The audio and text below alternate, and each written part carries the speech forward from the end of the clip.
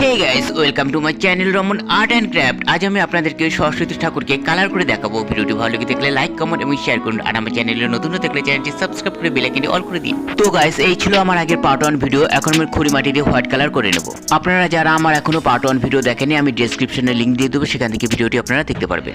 ভিডিওটিতে আমি আপনাদের স্টেপ বাই স্টেপ রং করার প্রসেস দেখাবো, তাই ভিডিওটি না টেনে পুরো ভিডিওটি দেখার অনুরোধ রইল। এই দেখুন, পুরো প্রতিমাতে হোয়াইট কালার করা হয়ে গেছে। এবার আমি কালার করে নেব। এই দেখুন, এটি হলো ফেব্রিক কালার। এর সাথে কিছু পরিমাণ আমি হলুদ এবং কিছু পরিমাণ পিঙ্ক কালার মিশিয়ে সরস্বতী প্রতিমার আমি গায়ের কালার করে নেব। অনেকে সরস্বতী প্রতিমার গায়ের কালার একেবারে হোয়াইট কালার করে, কিন্তু আমার হোয়াইট কালার বেশি ভালো লাগে না। এর সাথে আমি অল্প কিছু কালার মিশিয়ে আমি কালার করে নিই। এই তিনটি কালার একত্রে মিশিয়ে নেওয়াতে আমার গায়ের কালারটি হালকা স্ক্রিন কালার চলে আসে।